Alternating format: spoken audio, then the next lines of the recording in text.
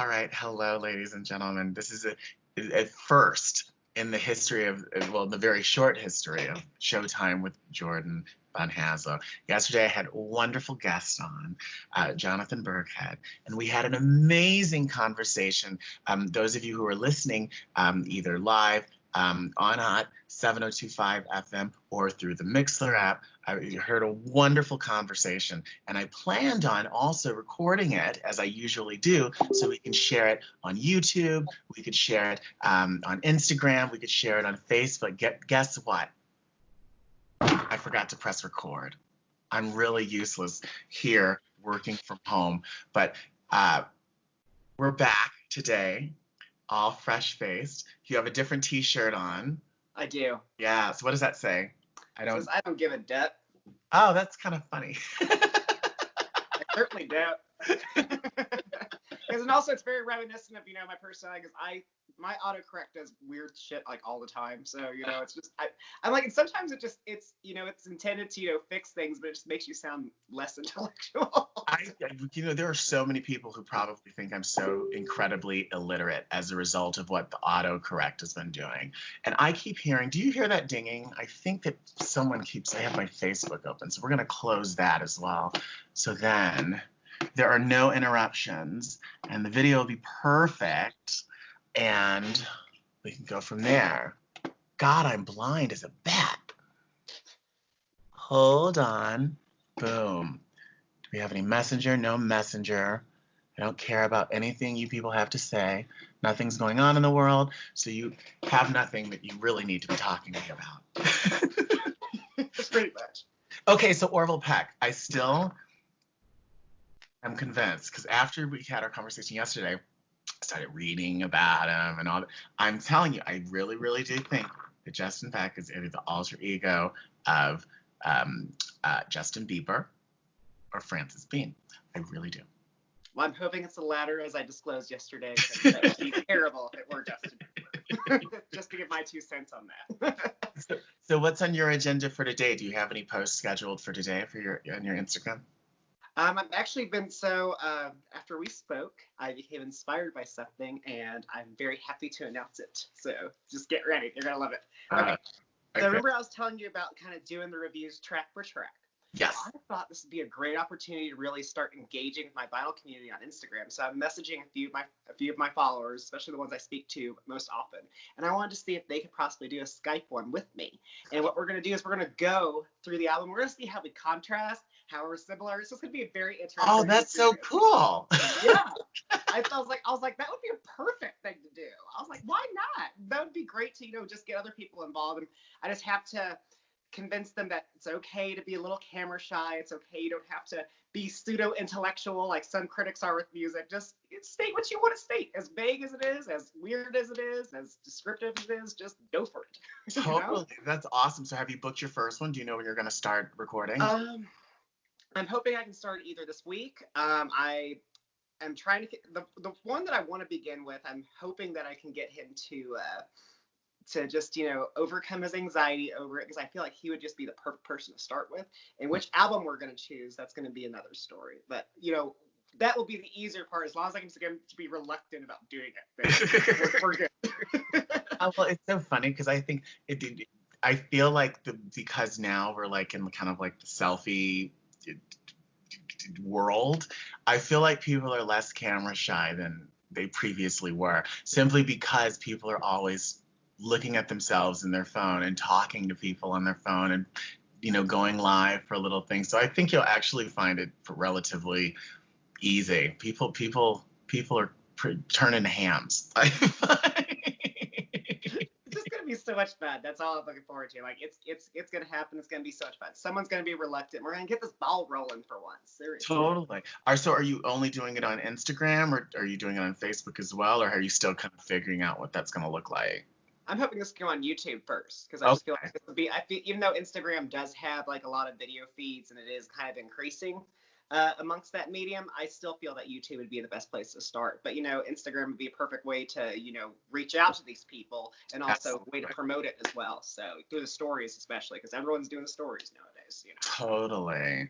Oh my God. So after we spoke yesterday, I'm working on a couple of music projects right now. And so I've been listening to a lot of music. And so I started drinking wine. And somehow I was listening to I went from like Van Halen into like gospel and ended up like on the original Broadway cast recording of Annie. So it was the most bizarre smorgasbord of music, but I was totally in a zone. Have you been listening to any music this morning? I listened to the Sugar Cubes' "Life's Too Good" album. I really enjoy it. And thing about, I guess, kind of funny. Devin and I are kind of a little controversial about that album, just because he's a very huge advocate of the Sugar Cubes. I'm more of an advocate toward Bjork's solo career. Uh-huh.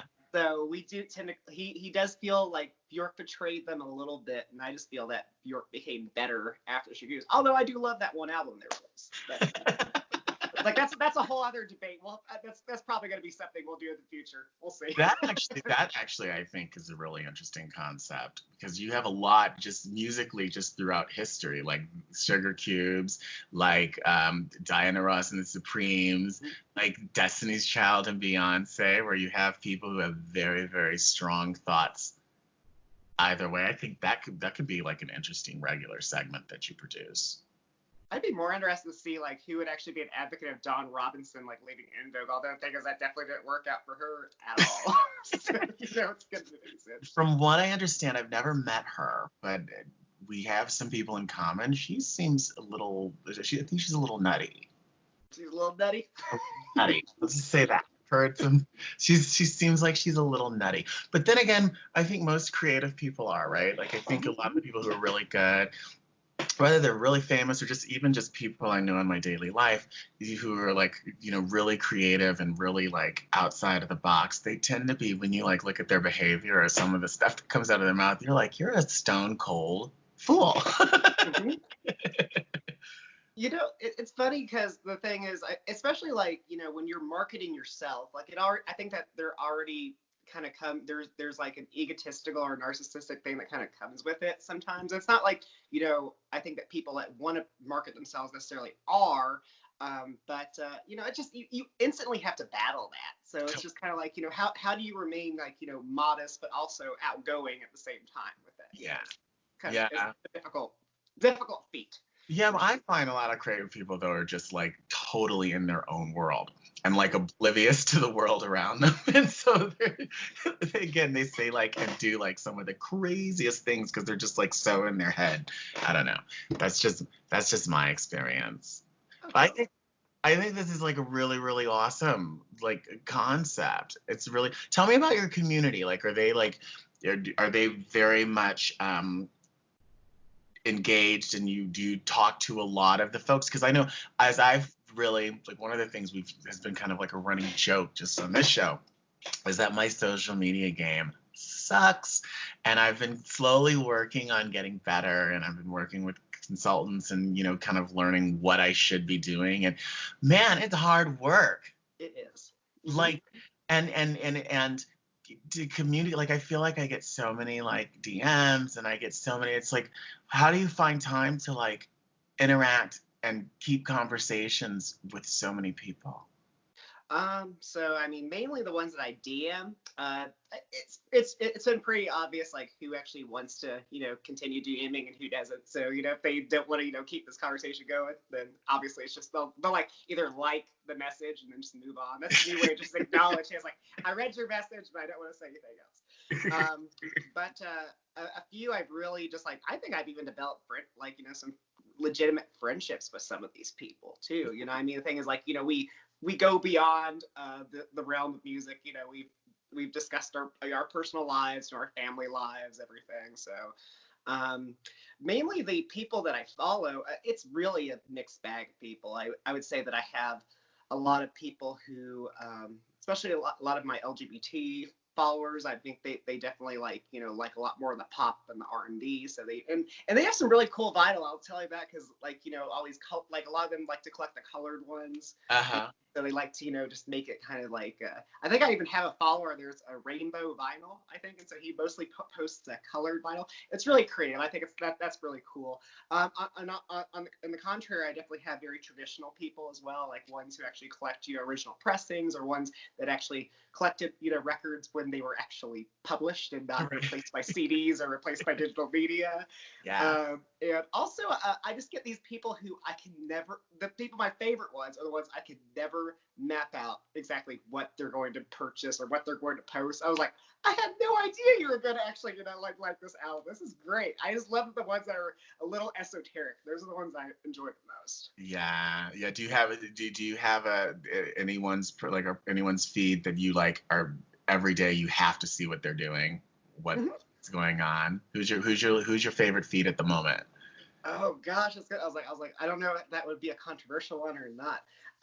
Just the one, and taking nothing away from all the other feeds, but the one that like most recently you're like, oh my goodness, they're really killing it with like what they're publishing.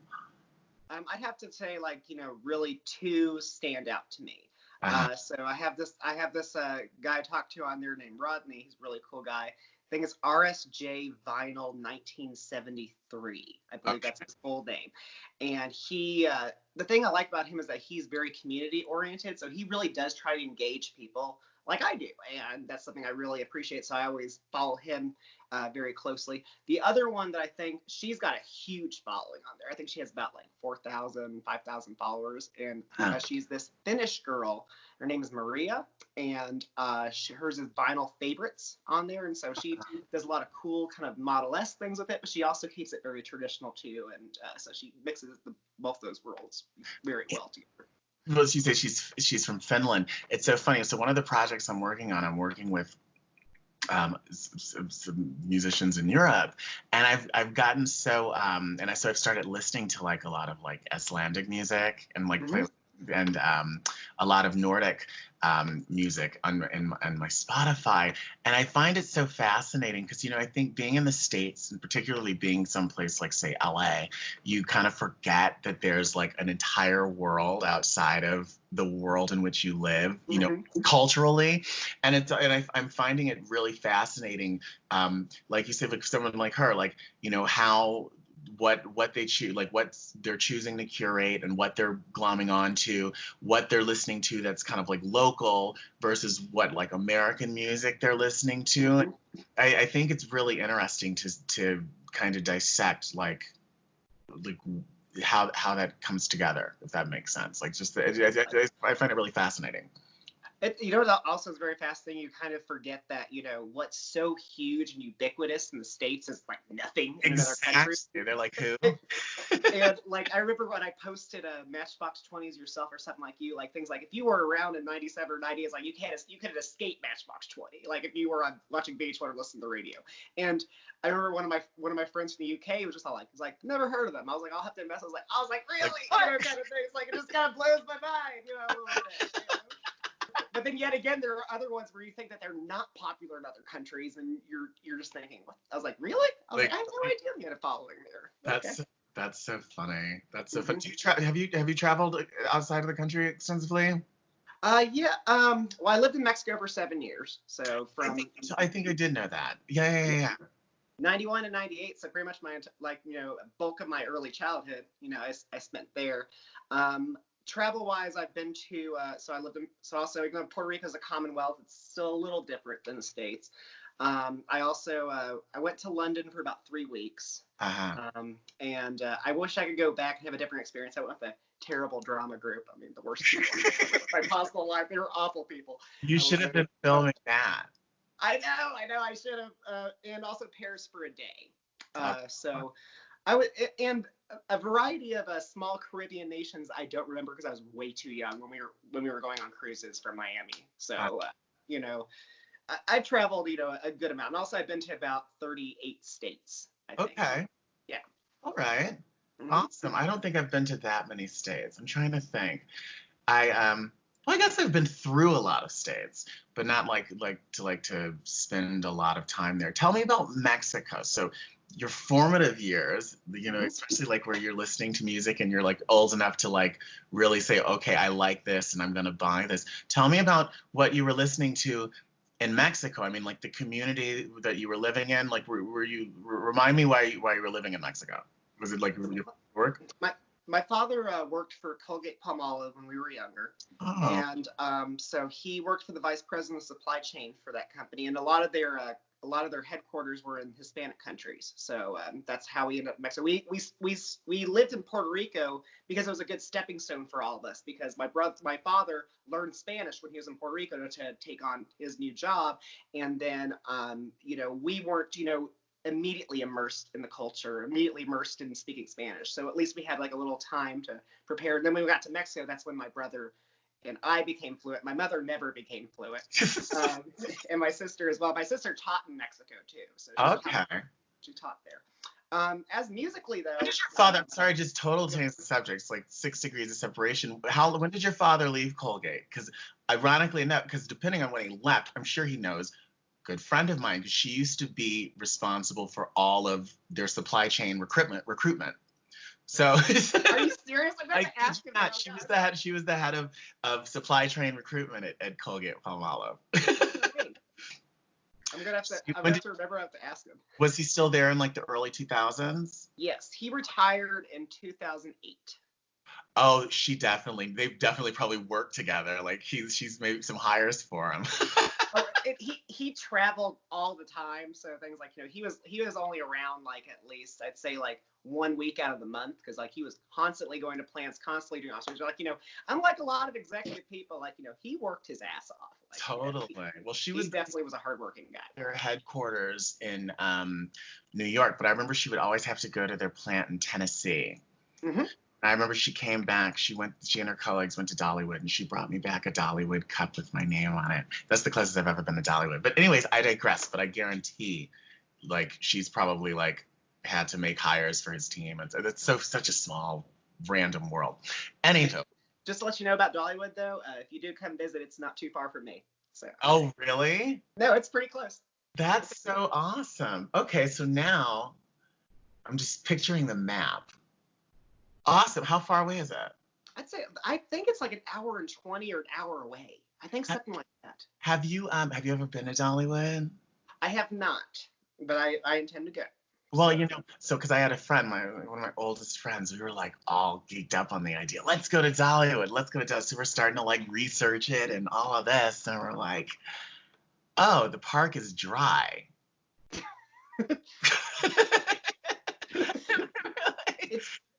It's different. It's a different experience. What are we supposed to do then? We're not going to go bar hopping through the Smoky Mountains. Like, so we kind of nixed the idea. It's true. It's a little more conservative than some places, that's for sure. Yeah.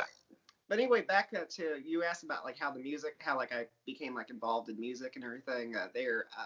Very interesting scenario when I was in Mexico. One thing that I think a lot of people maybe might not think is that Mexico was actually pretty much a hub for like all the international music. So pretty much whatever was popular in Europe was played on the radio. Oh, that's interesting. So I was like a lot of I would say like a lot of Scandinavian groups, and of course in the 90s, like there were all those German Euro pop dance songs. It had that like the Ace of Bases and stuff like that, like the Black Box, Snap, CNC Music Factory, a Real McCoy. Real McCoy. Culture Beat. But it's kind of like it always had that formula. It's like you had like some gay German rap guy, and then you had like some girl who could like pretty much sing. Like she had a pretty decent voice and everything. So yeah, that's pretty much the formula that you had back then. It was great. I loved it all. It was fantastic. What were you really listening to? I mean, because I know we've talked a lot about what you were like listening to like in the late 90s. Like what were you really into like during that time in your life? Anything I could see on MTV, anything I could see on VH1, anything I could hear on the radio. There were 2 radio stations I listened to in Mexico City. One was Alta 91.3, 91.3, and there's also Azul 89. So blue, and Azul 89 is actually an adult contemporary station. So it would play actually all the stuff that was popular in America on adult contemporary radio. That's why my parents loved. My mother was All the always current and all that stuff. Lydia, like Michael Bolton, all that great stuff that we love so much. Wilson Phillips, yeah, all that. But no, I mean, it was like, it was definitely, I got exposed to a lot of things I wouldn't have been exposed to if I were growing up in the States, but I also got exposed to all the things that were popular in the States as well. And, and I'd say Mexico has a lot of versatility when it comes to, their musical preferences. They definitely like rock. They definitely like their traditional music. They definitely like dance. They definitely like hip hop. You name it. So they're very versatile. Their musical tastes. That's so fascinating. Is there anything that you don't like? I just cannot bring myself to, I don't know, listen to smooth jazz, or I cannot just get into, I just can't get into this. Or is there anything that you're like, oh, no? I'd say a lot of noise rock I don't necessarily like if it's just so experimental to the max, it's just the most obscure thing you possibly have. Sometimes there are exceptions if it has some hooks, if that music has some hooks in it, it can be kind of like Pavement kind of does that. They have kind of a very raw sound, but they do incorporate these hooks that are incredible. Yeah. But also I don't like trap. I don't like things that are just completely obnoxious. It's kind of I like especially the thing that makes trap different from rap or hip hop is the fact that hip hop can have some melody to it, it can have some versatility, and also it can have some meaning to it. Trap is kind of like the hair metal of rap for the most part. It's just kind of trashy, misogynistic, party shit that I can't. It's just noise to me. It sounds like noise to me. That's what I think about that. So I'd say those two, and also country pop is really bad. I actually do like some country, but when it's just the new fad that I see going around is it's this snappy country. So snap. It's there's nothing snappy about country. I mean, seriously, who the fuck came up with snaps? Honestly, it's ridiculous. So yeah, I'd say those are those are the main the major infractions in my musical world would be those three genres. Awesome. And in your collection, do you have, or is it kind of choosing Sophie's choice, your favorite album hands down? If we're quarantining you on a desert island with a record player and electricity, and you can only bring one album for however long you're stuck quarantined. Here's the thing, Jordan. Since I'm redoing that list, I just can't reveal what that album is. I want it to be a little bit surprised. Some people already know it, but at the same time, I want it to be a little bit of surprise. I will give you a hint. She's very angry. That's all I can say. That could be any of those ladies. That could be any of them. I don't know. Seriously. Dag nabbit. Are you a Madonna fan? I'm a huge Madonna fan. I really hate her new stuff a lot. Madam X, the things Madam X is the worst piece of crap I've ever heard in my life. It's terrible. But I remember I even said, I said, for every like a prayer, there's always a Madam X. Right. Have you been following her on the Instagram? I feel like her Instagram page is nuts. She's always been a little nutty for her. She has a very strange persona. I just she always has these very huge, very close-ups of her face, and also it's always her kind of her rigorous workout routine and all her Madam X performances, which I'll give her credit. The thing I love about Madonna is that Madonna does what Madonna wants to do, and she can.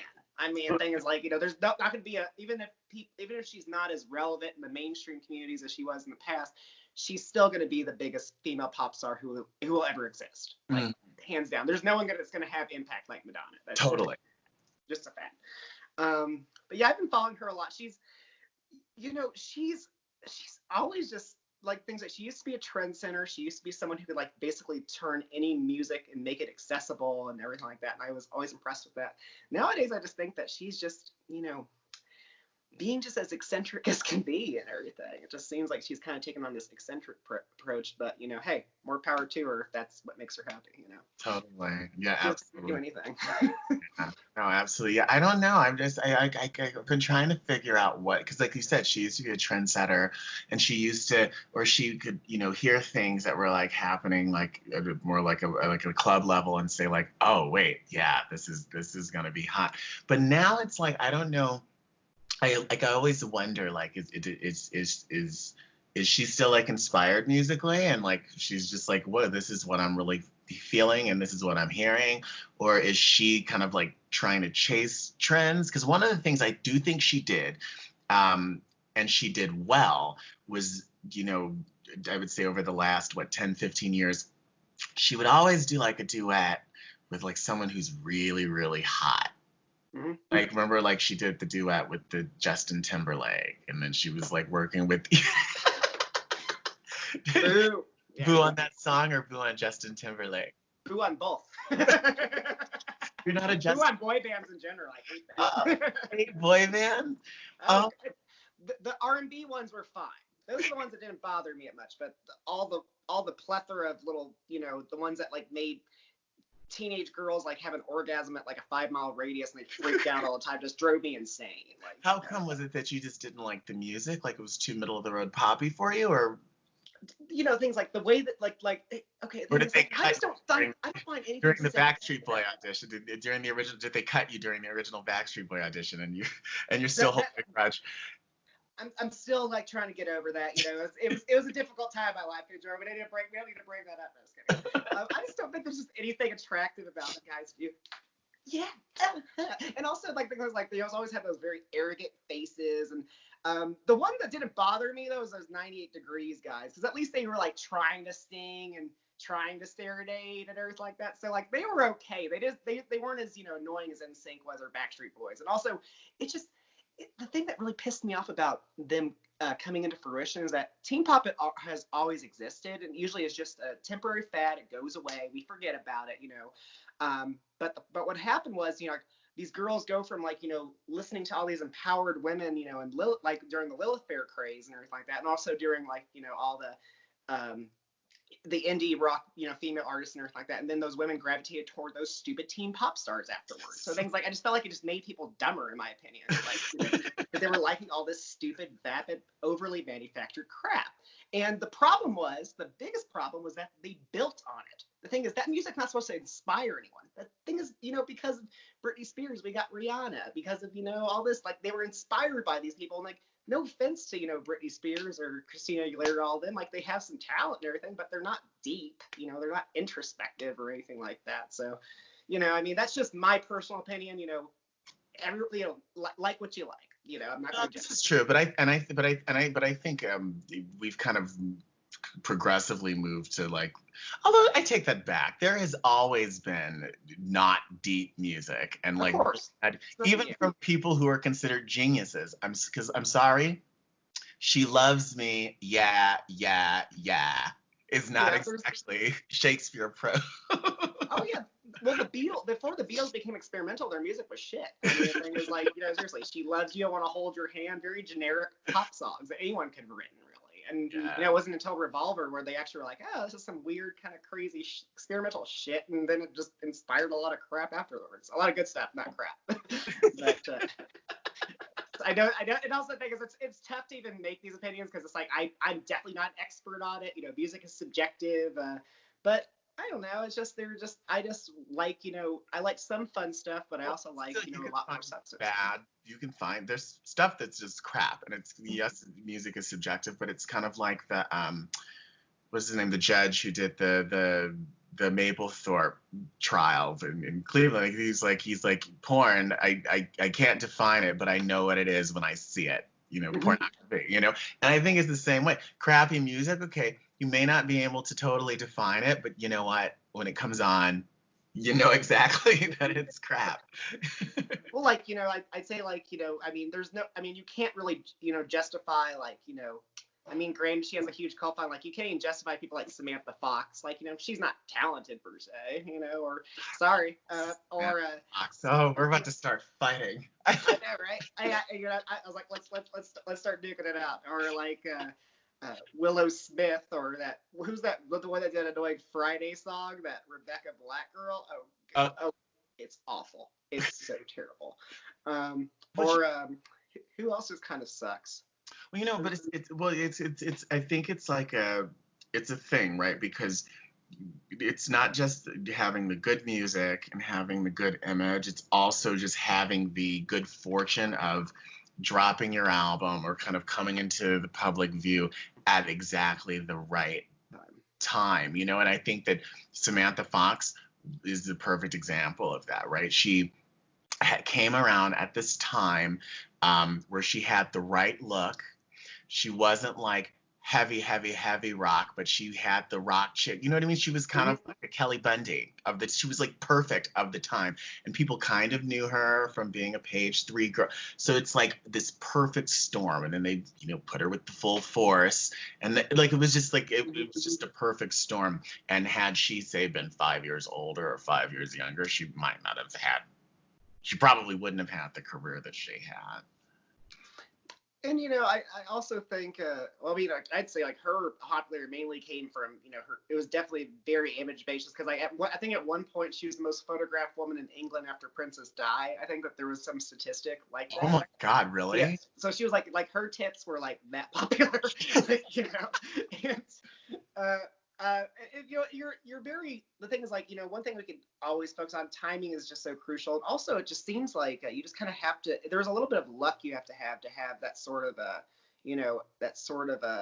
exposure. I mean, the thing is, especially if you look at like Instagram pages, like, people like, say I don't have that many followers on Instagram, but if I post an album, like, album post, like, it'll get like 50 likes, and someone can post the same exact album, it looks the same exact way, but that one can get like 1,000 likes for some reason, even if they don't even have that many followers. I mean, it's very strange. Like, it's more like who posts the thing as opposed to what the very much is. And the thing that stinks about that is that horrible algorithm of Instagram and Facebook, which I kind of think, I'm actually shocked, as we move to like, digital advertising is kind of like where we are in the world. I find it so fascinating that it's not more heavily regulated. Like, think about it. Like, buying an ad on a social media site is the only place in the world where you pay money and they don't disclose exactly how that money works. Do you know what I'm saying? Like, you don't know the algorithm. You're just like, okay, here's X amount of dollars, make it seen. But there's no disclosure of exactly how it's going to seen, who's going to be seen, or what the mechanism. Very vague. And I find it so fascinating. I don't know. Well, I almost worked for someone who wanted me to do these thumbnails for this review, like this review site I was going to work for in LA. And, he was like, I didn't know what he actually wanted me to do, just because like he would just, the job description was so vague. I was just like, I mean, if you give me like just a little bit of guidance on it, maybe I can create it, but I really don't know what I'm doing at all. Like, just because I have no idea what concept I'm supposed to, approach. I have no clue, so. It's a little bit too ambiguous at times. A little too ambiguous. So you were supposed to create thumbnails for like videos, or thumbnails for? I think they were thumbnails for, like, they were going to be for movies instead of music, and like things I have a small amount of knowledge for movies, but not like I would say like my music taste or something like that. So I don't know. It's just kind of like one of those things, like, well, hey, you want to make it in this town, like, you better, like, better get your side hustles going and everything. Which I was kind of like, I would love to do some side hustles, but I don't know what I'm supposed to do. Because I really don't have any direction. So if I did, I could probably create something. I love that. I'm still thinking about your new idea and what you're going to be doing on YouTube. I think that that's going to be so fascinating, and I can't wait to see it. I really I just can't wait to get the ball rolling. I'm ready. So I just gotta have, I just have to have someone to participate so we can just get this ball rolling. And I think that the more people I engage doing it, and the more people will see it, I think they're like, oh, this looks like so much fun. I want to do this too. And it's really gonna be open. Like, I don't have a VIP list. There's no real, qualifications, as long as you can just say something about it. Totally. And I think that it's something that people will definitely be gravitate to, because everyone has such a personal connection to their music, right? To their music collection. And you oftentimes, I mean, yeah, you might get into a conversation at the bar, and like a song will come on, and you start getting into a conversation about someone, with this particular song. But like, how often do you really have an opportunity to talk about some of the deep cuts that you're like, oh my God, this song is so amazing, and people are like, what? Like, well, you know what I mean? So I predict that it's going to be very successful, and people are going to. I do too. People want to participate in it. Oh, you're going to be. You tell me if you have an idea for an album you want to do. I'm very open. Like, even if it's something I haven't heard, like, I'd be more than happy to invest in it and take the challenge. Maybe. Yeah. We'll listen to the Samantha Fox eponymous album. All right, we're going to do it. Samantha Fox it is. Is that the one with Touch Me, I Want to Feel Your Body or something? No, the one after that. The one with Naughty Girls Need Love Too. I love that song. I don't feel like, even though I totally just bashed her, I do love that song. Especially, I just love her, like, her thick British accent, little, like, wannabe rap verses. Just maybe. When you sing after 40.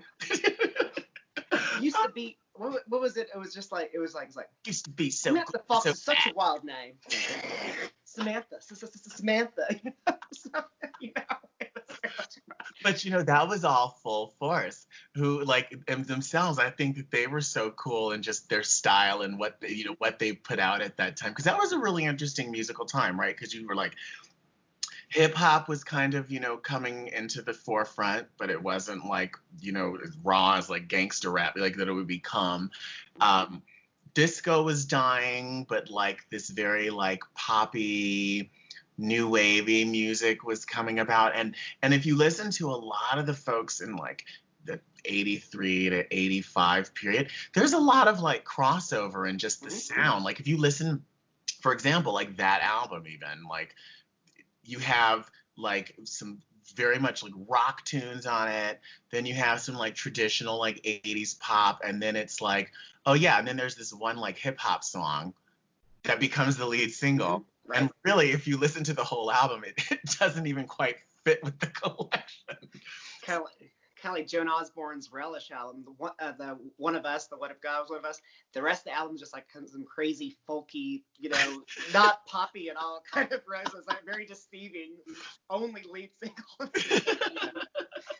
But I want to say, the only thing about the fact that, one thing I did notice about the 80s, though, is that even though there were a lot of R&B songs that were pop hits and everything, really, I would say that they still had a limit to like how much R&B they'd really expose on pop radio, and a lot of women too, a lot of female artists as well. So like, oh, we're sorry, we already got you. So the thing is, we need to take a little break. We need to like incorporate more generic, pop artists, and more generic like Totally. In fact, I feel like I read something recently. I don't know if it was an interview with Quincy Jones or, but like MTV like initially like would like play like no R&B and no.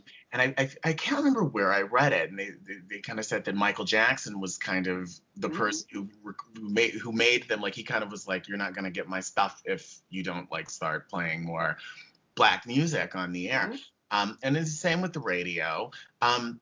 What's interesting, and I don't know if this is like a history repeating, is how hip hop became mainstream, and now hip hop is like incorporated into kind of like it's in country music now is even the same way. But I still, for better or worse, but I still wonder, I mean, like, I haven't like really, I don't drive, so I don't like have a radio on in my car all day, and so I don't listen. I would still wonder, like, if you listen to like the top 40 station in any city, how much of it is R&B versus how much of it is really just white pop music that incorporates a lot of hip hop. you know? Well, to some extent, like like I don't like I use this loosely, but things like to some extent, like all music is like, it's, with the exception of maybe classical music or something like that. Things like all music, especially anything popular, was originally black music. So the Mhm. thing is, like like think about Elvis, for instance. Like all he did was just record a lot of black artists' material because they wouldn't let any of them do it back in the day. Totally. Could be the same with like you could even probably root back country origins to it, to black artists as well, and jazz. So the thing is, it's always been kind of that was kind of the foundation to begin with. But what I see a lot nowadays is that there's just too much pigeonholing of everything. That's one thing I just don't understand. It's kind of like if you're a Latin artist, you sound like this. It's kind of like you can be anybody you want. You can play any genre you want. It's just I just Totally. feel like I just wish that we could focus less on the superficial aspects and Absolutely. just more the substance. And that's what I mean. Like, I feel like there was this period of time in like the early to mid 80s where it was all kind of like, not that it all sounded the same, but you could hear, you know what I mean? Hip hop had a lot of like rock and roll elements to it. You Yeah. have people like a Samantha Fox singing this rock and roll song, but like with these rap breaks. Like, I feel like there was this little period of time where there was almost like a musical melting pot. Mm-hmm. And I don't know if that's just because of like kind of the advent of like technology and using technology as an instrument. So everyone was just kind of like experimenting and trying to figure it out. And once they did, smooth jazz came along. I don't know, like, Well, here's the thing. Like the thing is, when it comes to like when you look at it through a mainstream perspective, it's always very temporary. Like look at grunge, as revolutionary as it was still a very temporary period. Like things totally. like it didn't really last in the mainstream until like post grunge took on like a whole other meaning. But then that kind of died out too. And even like I'll say like 1993 is an interesting year. 1993, the pop charts were mainly urban and R&B songs. Like seriously, it's like Really? that's where you got your SWV, your Tonys, your Jeanets, In Vogue, etc. I mean things like. But then it kind of became a little bit like underground after that. Like when it came to like the mainstream charts, like the pop mainstream charts, like like for instance, like Janet Jackson's "I Get So Lonely." Like that song was a top 3 hit on the Billboard Hot 100, like a number 29 hit on the mainstream chart. So it's kind of strange, That's like so interesting. how like that kind of that kind of happened and everything. When everything off of Janet was either a number 1 mainstream hit or a top 5 mainstream hit. So. Totally, totally. But Janet's also kind of like like there's certain people like a Janet, like a Madonna, who they're kind of like at this other level. So Right. it's just you know what I mean? Like so it's, especially goddess level.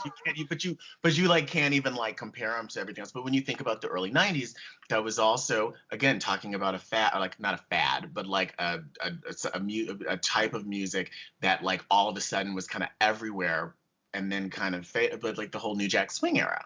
Mm-hmm. That was that whole New Jack Swing era, and it was like everyone was kind of like aping that style, and like it was like, oh my god, this is like amazing. It's like soul meets pop with a little funk, with a little, and then it kind of goes away. And I missed New Jack Swing. I think New Jack Swing was actually one of the best movements in mainstream music. I loved how versatile it was, and also like it was just so catchy. It was positive. It was Mm-hmm. fun. And I mean, like, and I'll tell you something. Like, one person I just don't understand why. I thought Karen White was great. I just want to put it up. She was just fantastic, and like, because she could sing and dance. Totally. Kind of dance, not too great, but like a little bit. a little bit.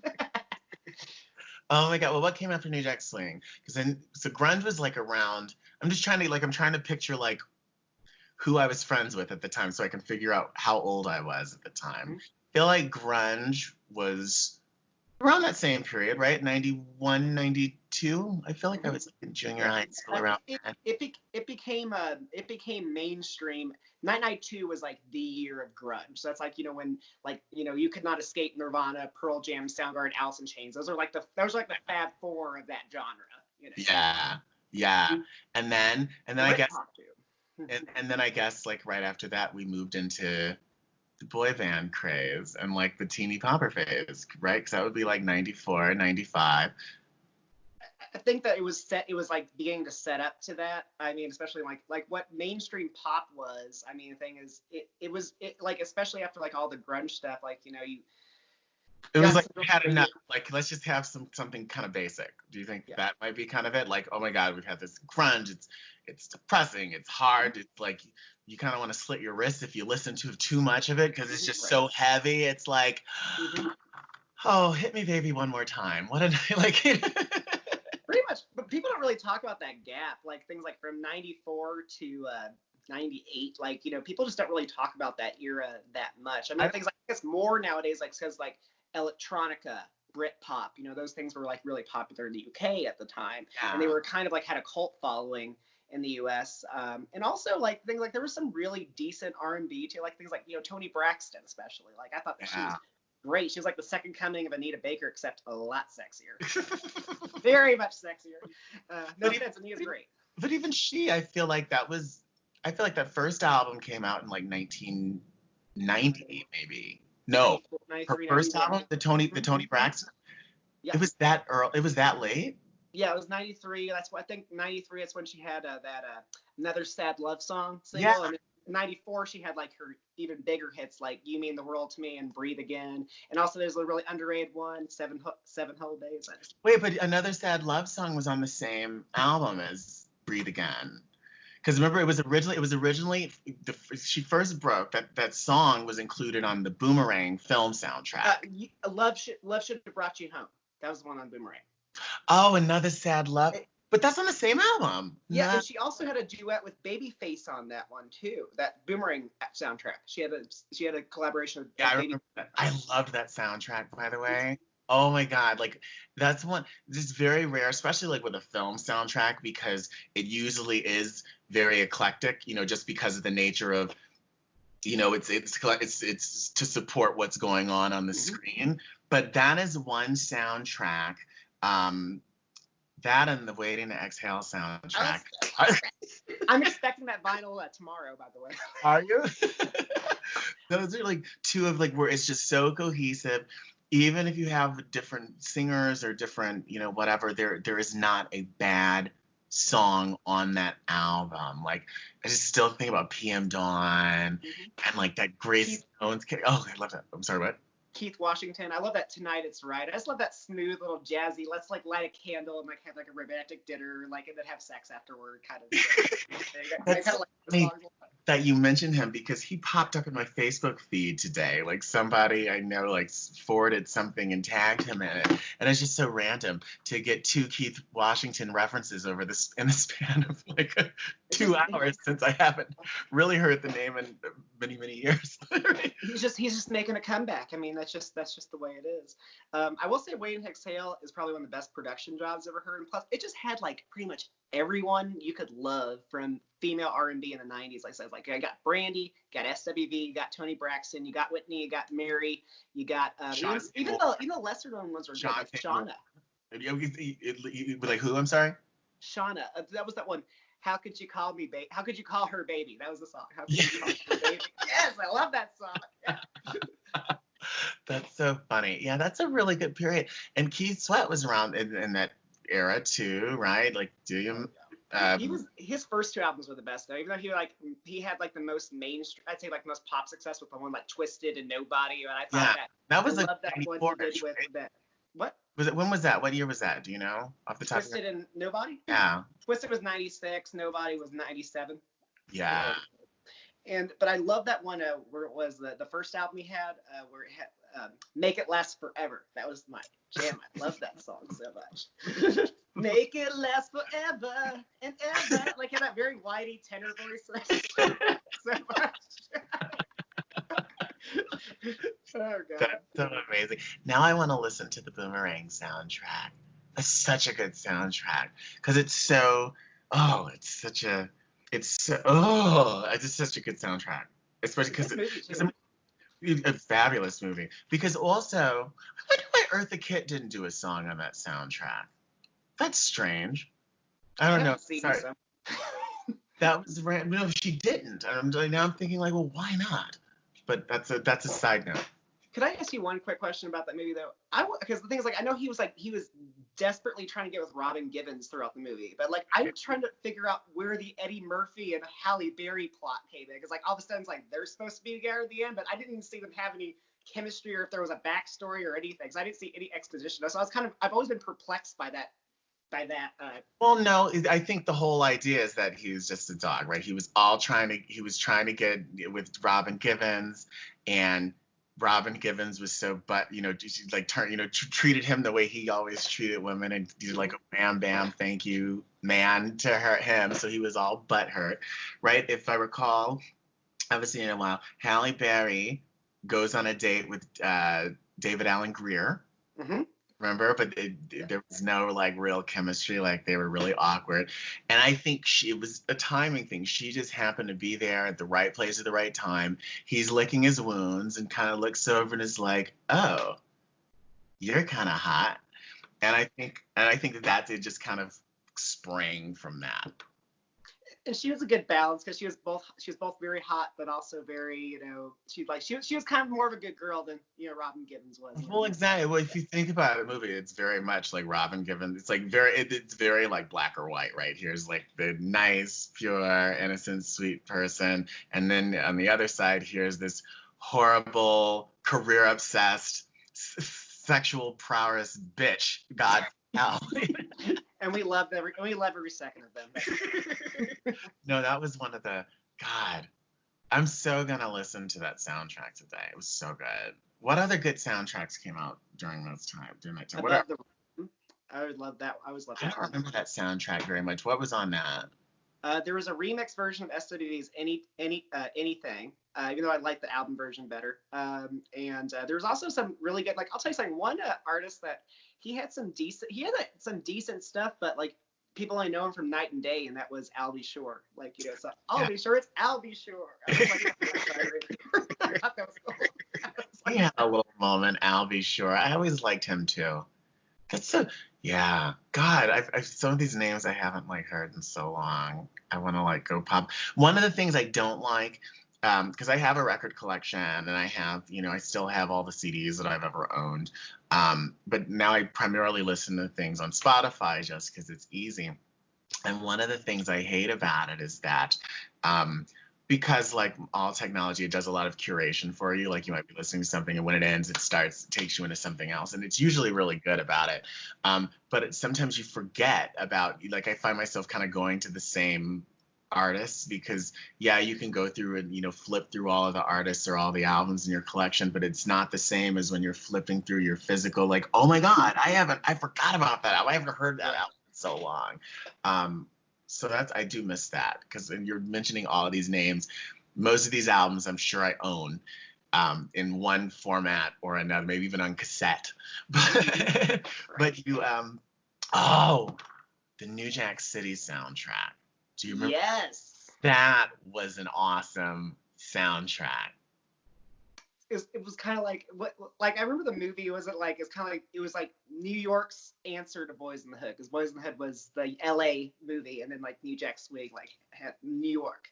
Yeah. Oh, that was such a good soundtrack. I remember buying that. Now that I think about it, I remember I was a kid, right? Because I think that was like 89 maybe. I think that was in the late 80s. I don't think it was. That was a 90s movie, 91. Are you sure? How do you have this like encyclopedic like memory for dates? It's just been something weird that I picked up when I was a kid and everything like that. And so like fortunately it stays. It gets me in trouble sometimes though, because I think it definitely would make me come off as a smart ass at times. Right. You're like, no, Mom, that was 1969. You were there. And who was it? Was that girl from Hand That Rocks the Crate? Was her Isabel Rose? No, Annabelle Sciorra. Yeah. Sciorra or whatever. She wasn't in New Jack City. Yeah. No, she was. No. Oh, you know what? I'm stupid. I was thinking Jungle Fever. Anyway. So dumb. I'm bad. Which was also a good album. It was all Stevie Wonder. But I remember buying that in St. Louis. I remember it was like at some like street market bootleg copy out of someone's trunk. I remember I bought that cassette. I bought Tara Kemp's.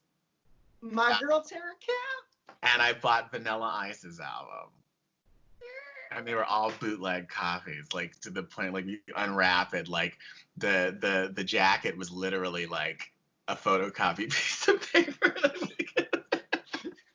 But it did its trick though. It did Exactly. But How there's do you, remember we first talked about Tara Kim when I interviewed with you? Like that was my little claim to fame because I was friends with her. Oh god, she's cool. and that was a good album. But I always think about that because I feel like those are just a random collection to purchase in one purchase. Like, yeah, I want to listen to Iced Tea and Vanilla Ice and then jam to some club music. Like, I was a strange 10-year-old. It's like Vanilla Ice was like fake rap, and then you have Iced Tea, which was real rap. So. Yeah. Oh my God, what do you do you like Vanilla Ice? I've always been a little amused by him. I would say, like, because like, he says he's like kind of like that kids like say the darndest kind of things. Like Vanilla Ice is the darndest kind of things. But I just my favorite thing that I ever associate with Vanilla Ice, there was this countdown called the 25 lamest videos. I think it was like '98 they did it. And I think that it had like a Greg Kinnear on it. It was Chris Kattan, Janine Garofalo, and I forgot who else was on it. But they were the top 10 worst videos they ever did. So Debbie Gibson's Electric Youth was number 10, and then right afterwards was Vanilla Ice's Ice Ice Baby, and then Vanilla Ice comes on the show, and they're going to have him demolish the videos. They're going to have him take a baseball bat to the video, and then he freaks out. On like everything, he starts like hitting everything. Like, no, it's like calm down, Vanilla. It's like chill, Vanilla, chill. It's like I was like, that poor guy just can't catch a break. But I think what I do like about him is I think he's like in on the joke. Mm-hmm.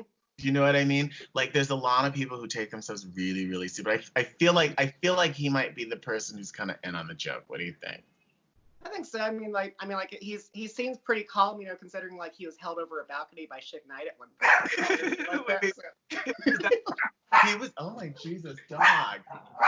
This whole home studio thing is really worrying my nerves. I need to be back in the radio station with an engineer, like pronto. You're doing great, though. So I'm bringing you on. You're doing great. Oh my God. The what time is it? Oh, I'm so blind. Hold on. Oh, we're at 56 minutes. So the show itself is 55 minutes, so we can wrap up. And I'll just edit it down a little bit and do that. Oh my God. Okay. My takeaway from this conversation is that I need to listen to the Boomerang soundtrack pronto. I need to revisit Vanilla Ice. And you need to listen to the entire canon of Samantha Fox. Okay. Challenge, and also Annabelle Sciorra was not in New Jack City. No. Not at all. Awesome. Oh, so we can't wait until your YouTube channel launches. Before we head out, just remind everybody where they can find you and see all of your wonderful content. Johnny Keeps It Spinning, and I'll be updating my YouTube page to honor that as well. So it'll be Johnny Keeps It Spinning on both accounts. Awesome. Well, thank you so much, and thank you for doing this second interview. We kicked ass. We kicked ass. I will talk to you soon, and you guys watching, we'll see you next week. Bye-bye. Bye, hon. Hold on. Wait a second. I want to make sure I recorded it.